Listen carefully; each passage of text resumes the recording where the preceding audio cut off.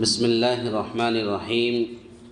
عن أبي هريرة رضي الله تعالى عنه عن النبي صلى الله عليه وسلم قال: إذا زنت الأمة فتبين زناها فليجلدها الحد ولا يشرب عليها، ثم إن زنت الثانية فليجلدها الحد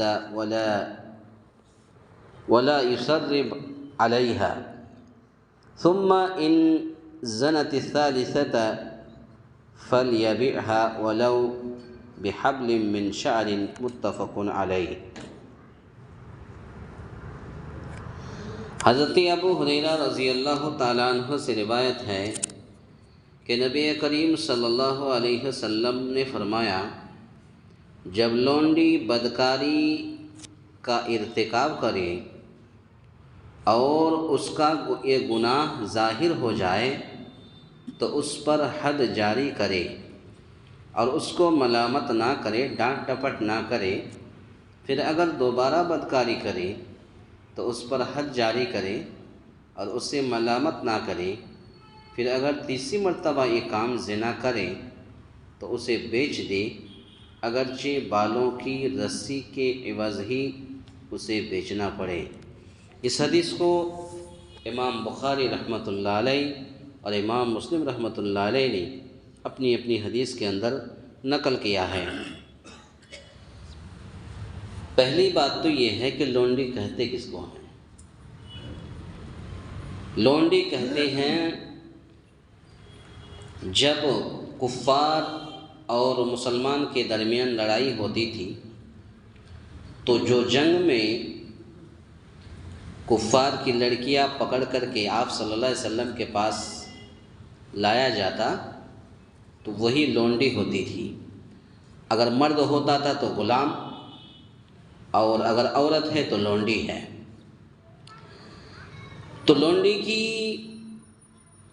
آزادی اور غلام کی آزادی کا سبب یہ تھا کہ آقا اگر اپنی لونڈی سے یا اپنے غلام سے اگر کہہ دے تم اگر اتنا پیسہ دے دیے تو تم آزاد ہو جاؤ گے،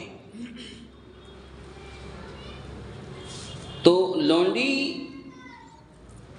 اور اس وقت لونڈی کے بارے میں اللہ کے نبی صلی اللہ علیہ وسلم نے یہ بھی بتایا ہے کہ اگر لونڈی جس نے خریدا اور لونڈی کے ساتھ جس نے خریدا تو بغیر نکاح کے اسے وطی جائز ہے، اس سے ہم بستری کر سکتا ہے، جائز تھا اس وقت، تھا ابھی نہیں ہے. تو وہ لونڈی کے بارے میں ہے کہ اللہ کے نبی صلی اللہ علیہ وسلم نے فرمایا کہ جس کے ماتحت میں لونڈی ہے اور لونڈی اگر گھر سے کہیں چلی گئی اور اگر وہ نہیں آئی تو جتنے دن تک، جب تک نہیں آئے گی تب تک اس کے آقا یعنی جس کے ماتحت ہے کہ آقا کی نماز اس وقت تک قابل قبول نہیں ہوتی جب تک کہ وہ لونڈی آ نہیں جاتی.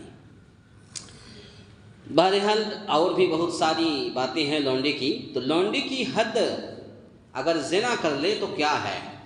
تو لونڈی کی حد زنا 50 کوڑے ہیں، اور اگر ایسے آدمی زنا کر لے یا ایسی عورت زنا کر لے تو اس کی جو ہے 100 کوڑے ہیں. لیکن اگر لونڈی ہے، لونڈی کی حد زنا 50 کوڑے ہیں. یہ سزا خود مالک بھی دے سکتا ہے اور دوسرے سے بھی دلوا سکتا ہے، جیسا کہ اس حدیث میں مالک ہی سے خطاب ہے کہ توبیخ و ملامت نہ کرنے سے یہ مقصد معلوم ہوتا ہے کہ سزا دے، ملامت نہ کرے، ڈانٹ ڈپٹ نہ کرے، برا بھلا نہ کہے. جو سزا دینے کا حکم ہے وہ سزا دے.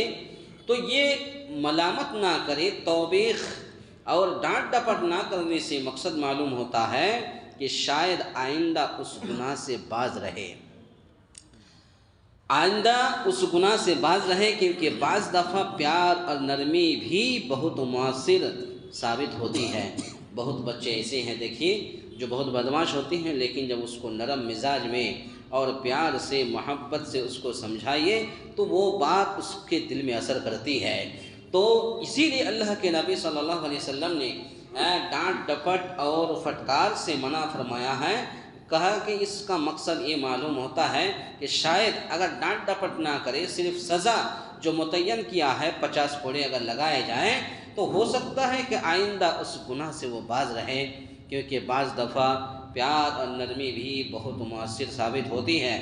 اگر اس صنف نازک پر کلام نرم و نازک بے اثر ہو تو سہ بارہ ایک کام کرنے پر اسے بیچ ڈالیں، چاہے اسے برائے نام ہی قیمت وصول ہو جائے۔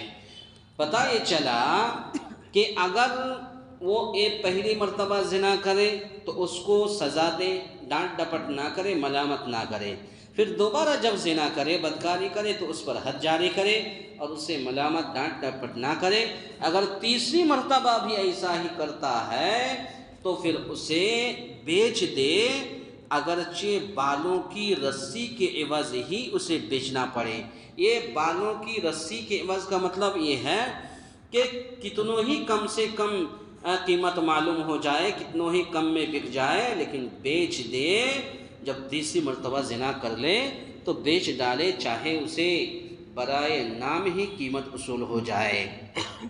تو پتہ یہ چلا، حدیث کا خلاصہ کلام یہ ہے کہ لونڈے کی حد زنا 50 کوڑے ہے، لیکن آج لونڈے کا معاملہ نہیں ہے۔